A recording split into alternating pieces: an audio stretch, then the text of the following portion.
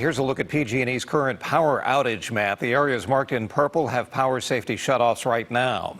We've got you covered with complete team coverage tonight. We'll begin with the weather team, meteorologist Paul Hagan and Darren Peck, guys. And the red flag warning is in effect across the entire Bay Area through tomorrow morning at 11 o'clock. Parts of the Bay Area, the higher elevations, are going to remain under this red flag warning until Tuesday evening. Everybody, though, low humidity, gusty winds as we head through the rest of the night.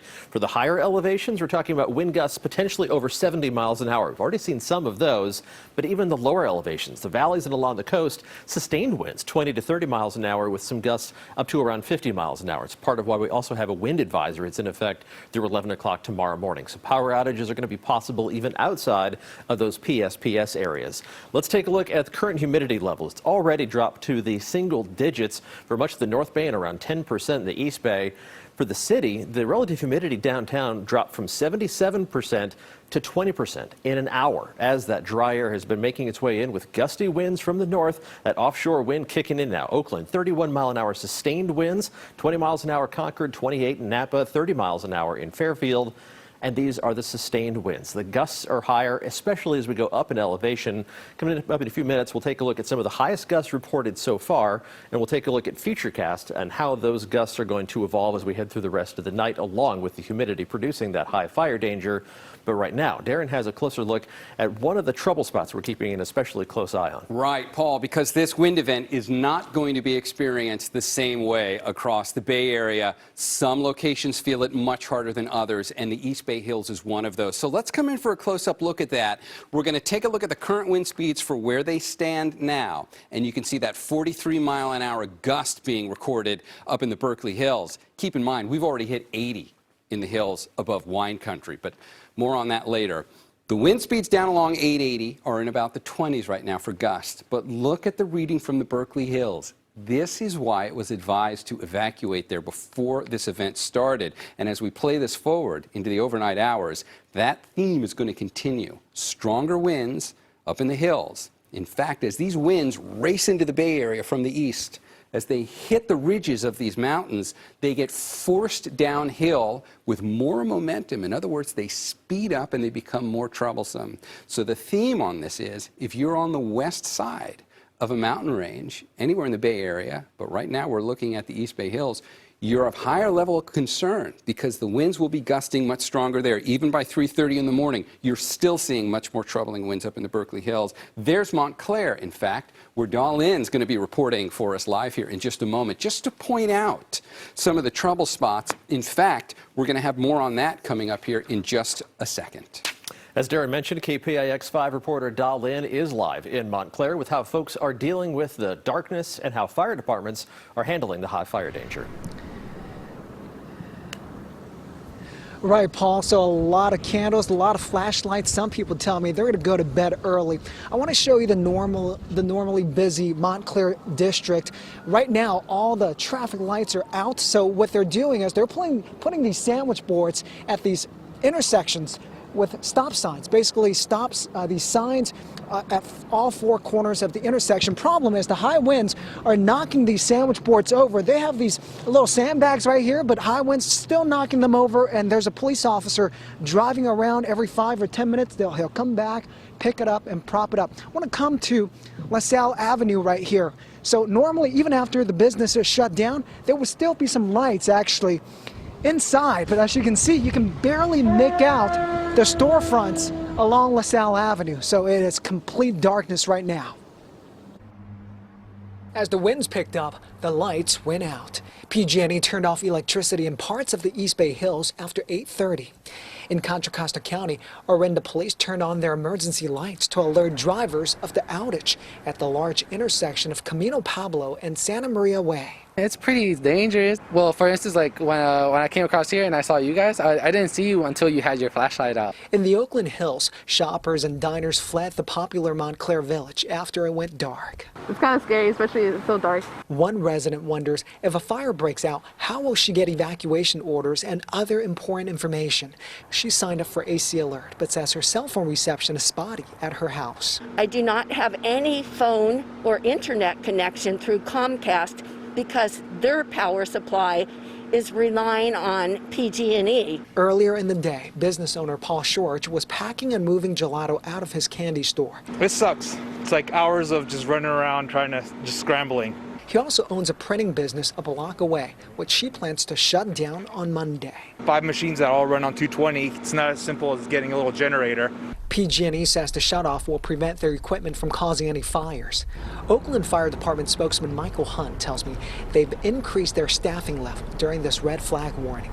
Some firefighters will be out patrolling the hills overnight.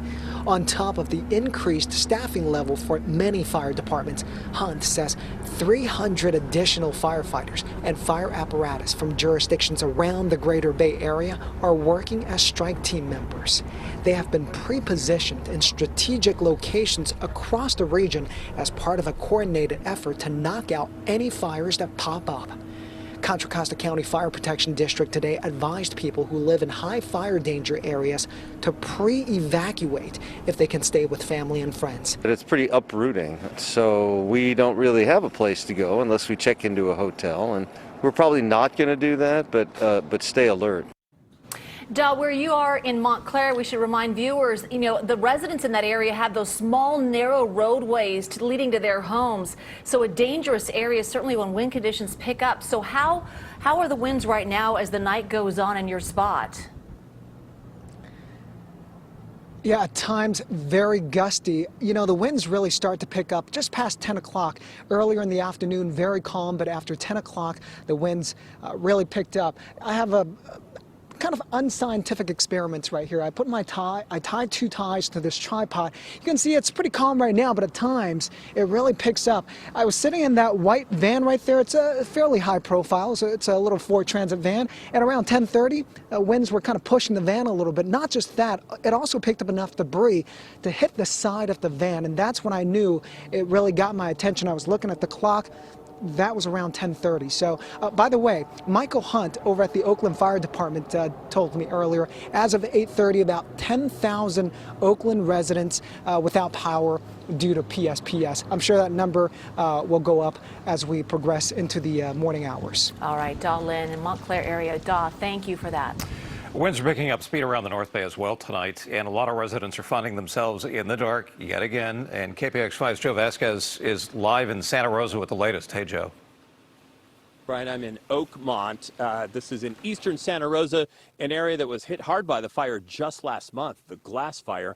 Well, here we go again. They're in the target of a potential fire overnight if these winds really start to do their thing. And right now the winds have picked up. I want to show you just some these leaves above me. At times we've seen it really gust. It's just loud. Also, it's been howling at times. It's this wind really making its presence felt. Let me show you some video from the Santa Rosa Fire Department posted on Instagram. You can see the mess here. This is canopies and furniture and an outdoor restaurant blown to the ground. This happened at Cottingtown Mall tonight. Officials are telling folks to prepare for the worst. Watching the World Series by candlelight, Stephen Virtue of Santa Rosa is a survivor of the Tubbs Fire of 2017. Total loss. His house in Fountain View was destroyed. He has since relocated to the Oakmont neighborhood of Santa Rosa, which got hit by the Glass Fire last month, but missed his house. Tonight, Oakmont is in the dark. PG&E has shut off the power because fire conditions look bad again for Oakmont. Mr. Virtue says he is ready for anything. Well, I'll evacuate with my dog and I'll find a hotel. Our concern is they're saying this could very well be a repeat of 2017 with the winds and the strength of them. Assistant Fire Marshal Paul Lowenthal says officials in Santa Rosa have made improvements since the Tubbs Fire, which killed 22 people and destroyed more than 5,000 homes. We're fully prepared for a number of potential down power lines as well as other fires throughout the city. And with that, we have a significant amount of upstaffing. We have extra firefighters and law enforcement on hand, as well as our emergency operations center is and will be activated throughout the night so that we can be prepared for any needs as they arise. We're ready to go. We have our cars packed up once again. Don't know exactly where we're going to go this time. But Michael Goff and his dog Barney are ready to leave. He has 2 words for anyone given the order to evacuate. Just don't dawdle. Joe, we're hearing about a small fire possibly being reported in Napa County. Have you heard anything about that? What we're hearing is the possibility of a flare-up, and within the confines of an existing fire. This is Highway 29 near Old Lolly Toll Road by Table Rock. So this is in Napa County. Appears to be a flare-up within the confines of the Glass Fire burn.